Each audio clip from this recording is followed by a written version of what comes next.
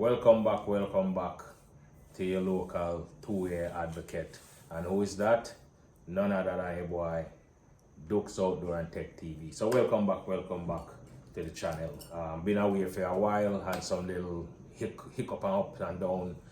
So I had to take care of a health issue. So that, to some degree kind of smoothed out and everything. So we feel like we are benefit from that. So anyway, let's move into it. So for today, I wanted to kind of illuminate on a latest addition to the toolbox.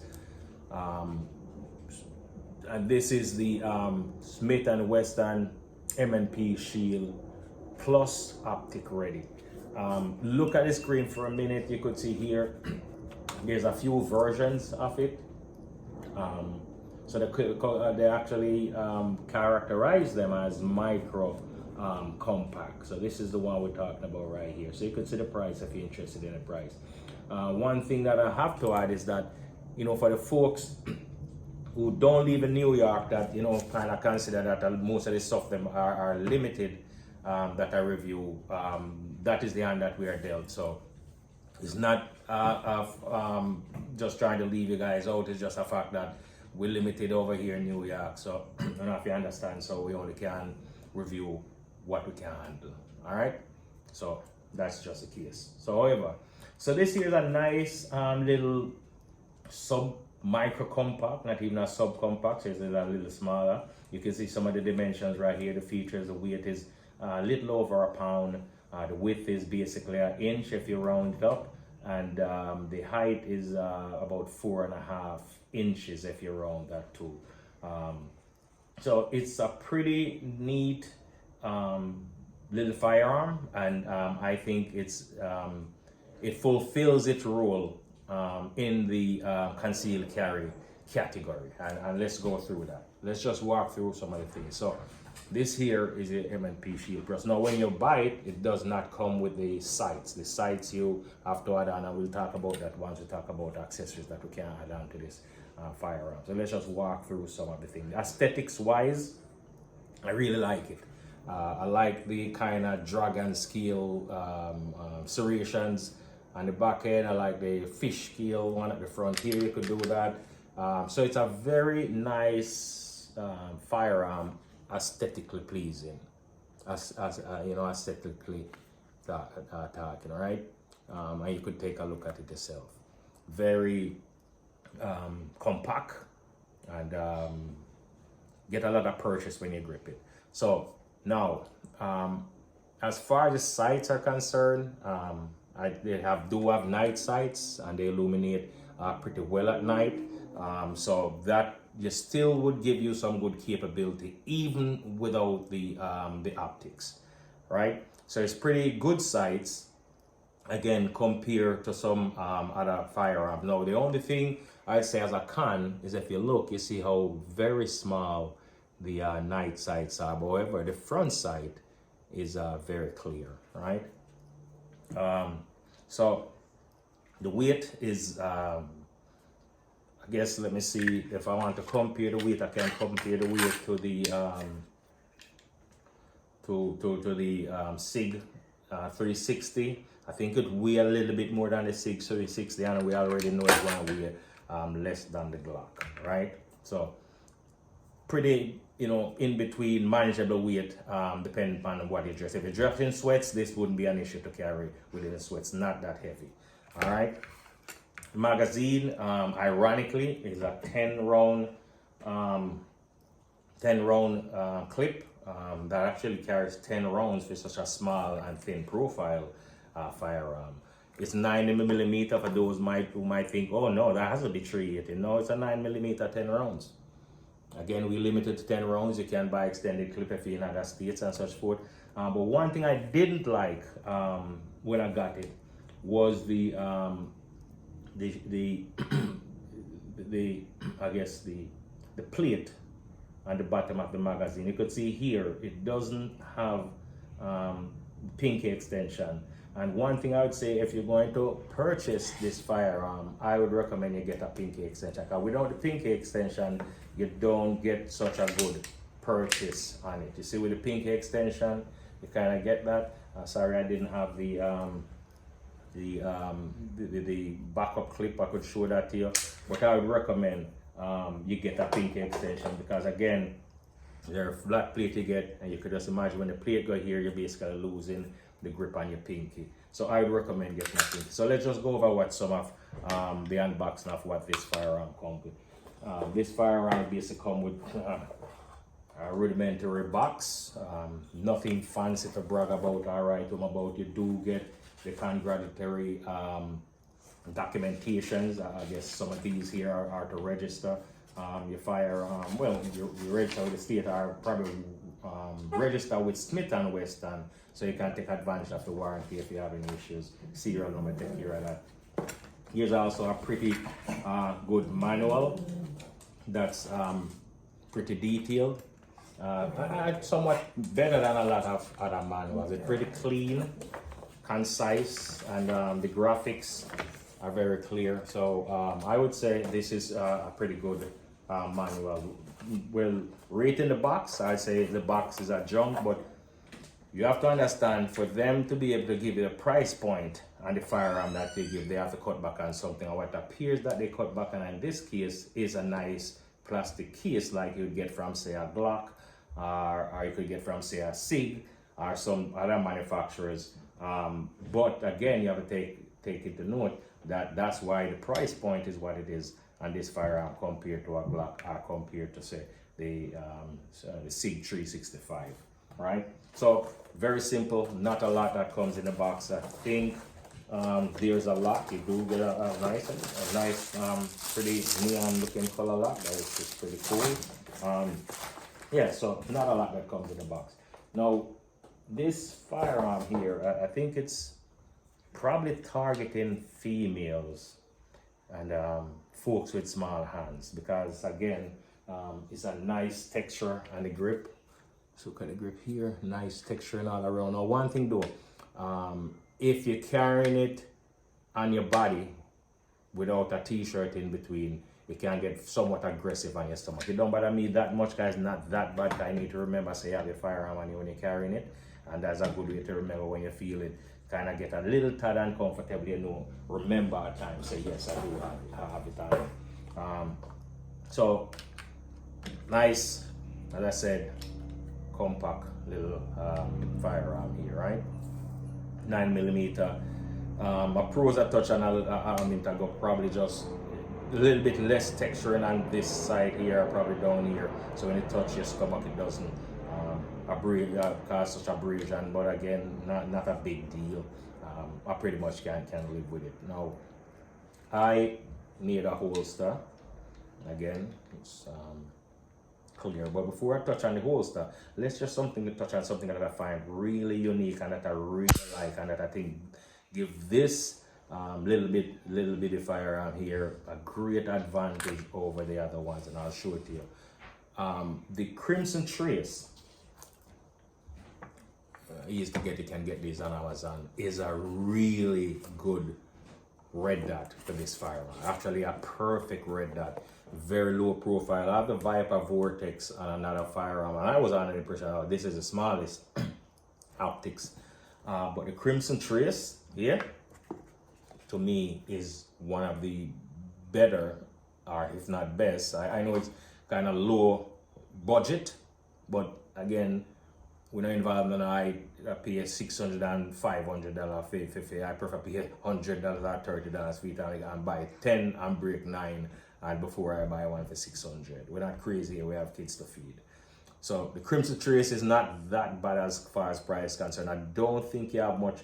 I think this is the best option. If there's any other option, to me, this is the best option. And why it is, if you look within the sight window, let me see.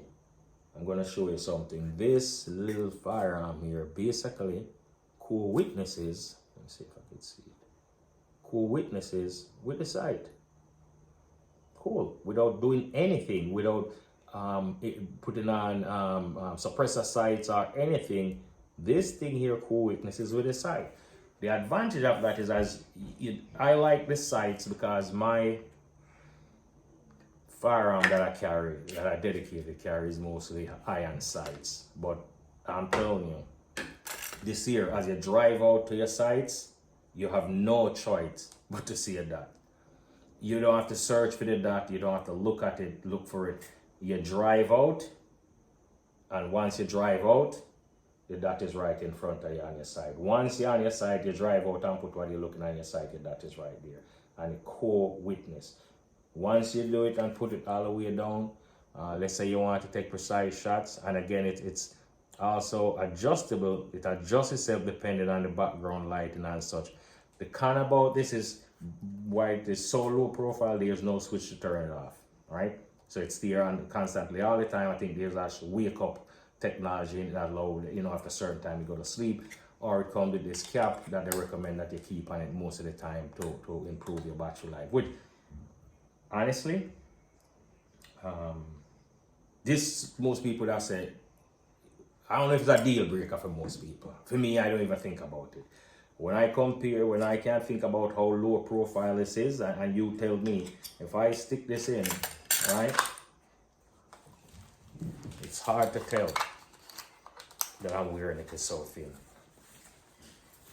And I'm just hard to tell. It's very thin, really, really thin. And that's what I kind of love about this one.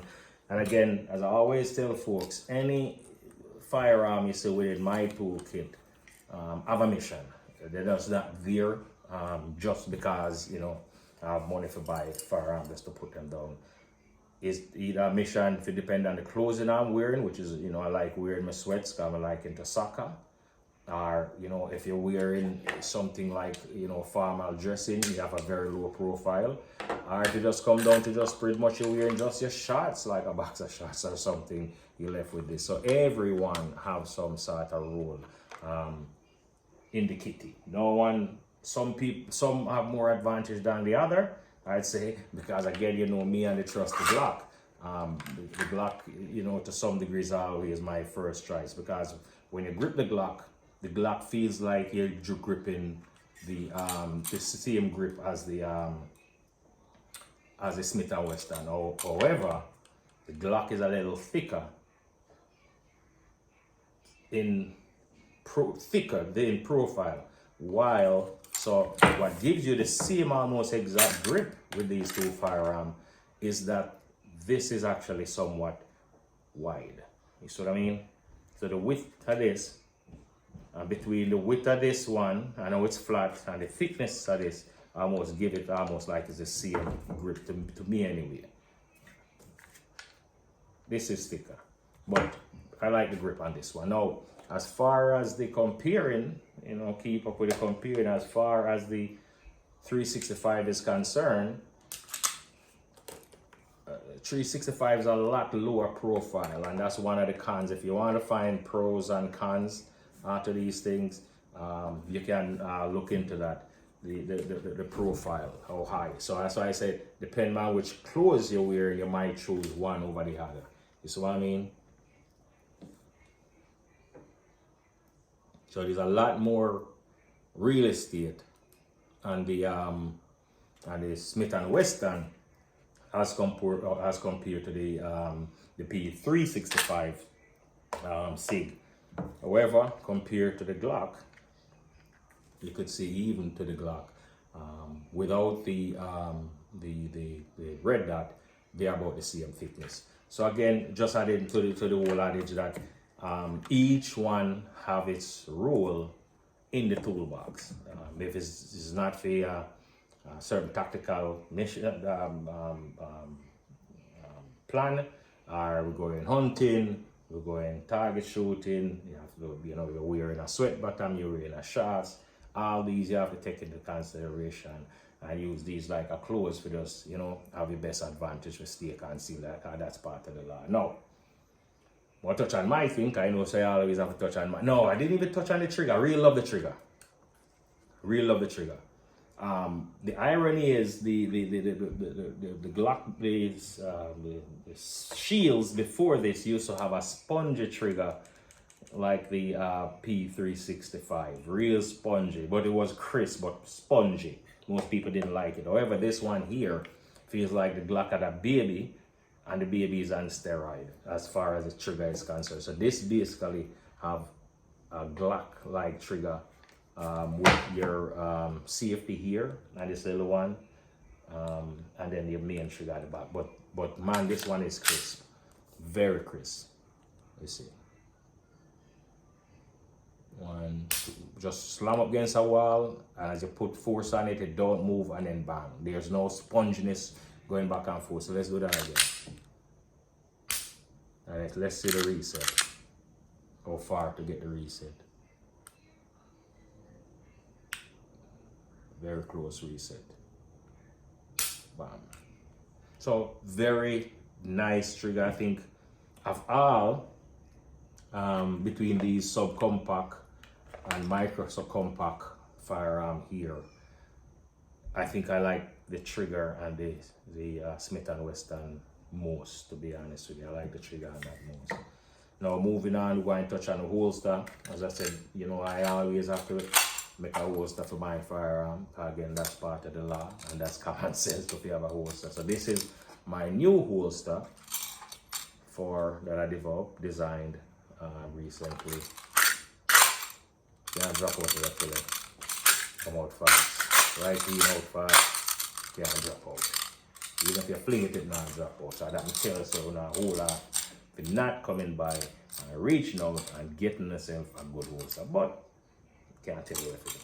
Alright, so let me just show you how concealable this thing is. I think I like this more, and what is this, 9 o'clock than on the appendix. And you know, if for folks who know all these words and things out there, if we make a mistake, they apologize. One thing with me, you know, put that text where in the comments where you think, because anybody where have thin skin enough to read them comment are enough to hear drop on people. So anyway, so basically have the ultra clip with this one. You see, depending on the weight of the firearm, I might use one of these traditional clip, or I use the ultra clip. The ultra clip I use more for the micro and subcompact. So just check this out. So you see, as I said earlier, it's very comfortable, right? And concealable. Very concealable.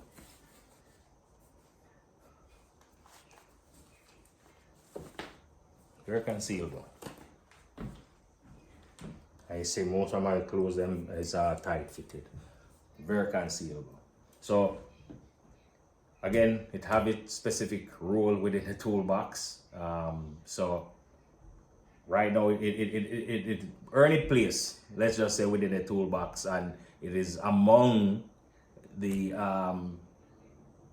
EDCs. It's a primary part of the EDC collection. It gone beyond being in the toolbox, now it's outside of that and in the EDC.